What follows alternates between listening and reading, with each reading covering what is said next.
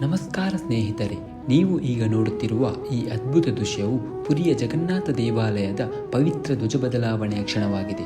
ಪ್ರತಿದಿನ ಸಂಜೆ ದೇವಾಲಯದ ಸುಮಾರು 214 ಅಡಿ ಎತ್ತರದ ಶಿಖರವನ್ನು ಸೇವಕರು ಯಾವುದೇ ಸುರಕ್ಷಿತ ಸಾಧನವಿಲ್ಲದೆ ಏರಿ ಹಳೆಯ ಧ್ವಜವನ್ನು ತೆಗೆದು ಹೊಸ ಧ್ವಜವನ್ನು ಹಾರಿಸುತ್ತಾರೆ. ಈ ಸಂಪ್ರದಾಯವು ಶತಮಾನಗಳಿಂದ ನಿರಂತರವಾಗಿ ನಡೆದುಕೊಂಡು ಬರುತ್ತಿದೆ. ಸ್ಥಳೀಯ ನಂಬಿಕೆಯ ಪ್ರಕಾರ ಒಂದು ದಿನವಾದರೂ ಈ ಪವಿತ್ರ ಧ್ವಜವನ್ನು ಬದಲಾಯಿಸದಿದ್ದರೆ ಜಗನ್ನಾಥ ದೇವಾಲಯವು 18 ವರ್ಷಗಳ ಕಾಲ ಮುಚ್ಚಲ್ಪಡುತ್ತದೆ ಎಂದು ಹೇಳಲಾಗುತ್ತದೆ. ಅದಕ್ಕಾಗಿಯೇ ಮಳೆ, ಗಾಳಿ, ಬಿರುಗಾಳಿ ಅಥವಾ ಬಿಸಿಲು ಯಾವುದೇ ಅಡ್ಡಿಯಾಗದೆ ಪ್ರತಿದಿನ ಧ್ವಜವನ್ನು ಬದಲಾಯಿಸಲಾಗುತ್ತದೆ. ಇನ್ನೊಂದು ಆಶ್ಚರ್ಯದ ವಿಷಯವೆಂದರೆ, ಭಕ್ತರ ನಂಬಿಕೆಯ ಪ್ರಕಾರ ಈ ಧ್ವಜವು ಗಾಳಿಗೆ ವಿರುದ್ಧ ದಿಕ್ಕಿನಲ್ಲಿ ಹಾರಾಡುವಂತೆ ಕಾಣುತ್ತದೆ. ಇದೇ ಕಾರಣಕ್ಕೆ ಇದನ್ನು ಜಗನ್ನಾಥನ ದೈವಿಕ ಮಹಿಮೆ ಎಂದು ಅನೇಕ ಭಕ್ತರು ನಂಬುತ್ತಾರೆ.